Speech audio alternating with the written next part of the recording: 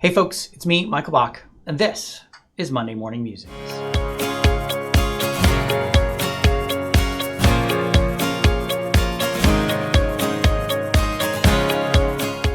Happy Monday, everyone. I hope this finds you well, safe, and healthy. If you're new to my channel, thanks so much for stopping by. Please do remember to subscribe by clicking on a link, which is somewhere around me, to find out whenever I post a video, which is consistently on Mondays, except when it's not. I wanted to talk about something. I was reading an article last week, and I don't know why this article caught my attention, but it's in the Globe and Mail, and the headline says, Elizabeth Holmes defends belief in Theranos technology at her fraud trial. Okay, so I know why it caught my attention, because a woman is on trial for fraud, and it's very rare to see these cases get so much attention, particularly when it's a woman. So I was just reading through the article, just glancing through it as I do every morning. I read the paper. And I came across one paragraph that caught my attention, and not in a good way. And I'm just going to post it up here, and you can read it with me. So what it says is, Monday's proceedings resumed after roughly a 90-minute delay, with Miss Holmes again at the witness stand wearing a cobalt dress with a black blazer. She spent most of her time describing clinical studies and other records extolling the effectiveness of small blood testing devices made by Theranos, a startup she founded in 2003 after dropping out of Stanford at university at age 19.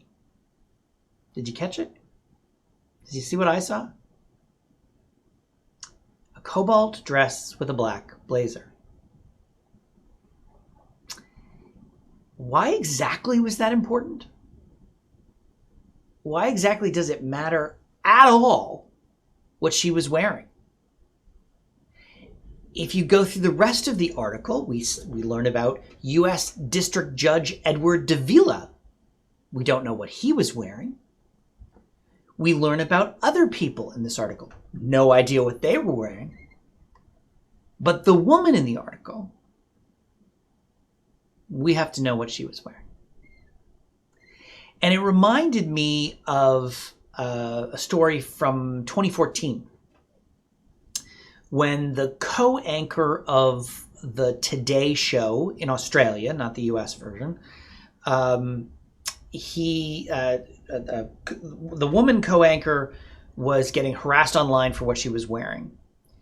And so the man, his name is Karl Stefanovic, he wore the same suit for a year to make a point about sexism in media.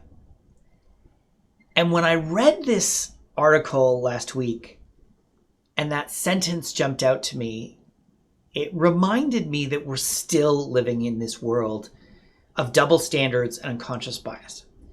And the author of this article, Stephen Lamb from Reuters, should know better. As a journalist, he should know better. As a journalist, he should know that what she was wearing while on the stand is completely irrelevant. Unless she wasn't wearing anything at all, which is a different story. But women live by this double standard, where they have to be concerned about what they wear, and what they say, and how they act. And men don't. And this is a classic example of unconscious bias. And I wish that Reuters, I wish that the Globe and Mail, I wish that they had the wherewithal to look at this and say, yeah, we're taking that line out. It's irrelevant. It does not add to the story. But that's what we live with every day. And that's what we need to work on. As a society, we need to get away from concern about what a woman wears. Or we have to hold men to the same standard. It's that simple. Food for thought. Thanks so much for watching. Really appreciate it. If you haven't already, please do remember to subscribe, like, and share the video. So simple, just click, click, click. Share the video with the internet. They will thank you. They'll send you a card or something. And also connect with me on social media if you haven't done so already. I am at the Michael Bach. And new book. My new book, Alphabet Soup, The Essential Guide to LGBTQ2 Inclusion at Work, is available for pre-sale right now. And if you get it during the pre-sale, you can get a really cool swag pack. It's the Be Your Fabulous Self swag package. It's very simple. All you have to do, I'm doing really well. It's really going. This is amazing. All you have to do is go to AlphabetSoup.LGBT to find out where you can get your copy of the book and to find out where you can submit your receipt to get your swag package. That's it for me. Have a fantastic week, and I'll see you next week for another episode of Monday Morning Musings.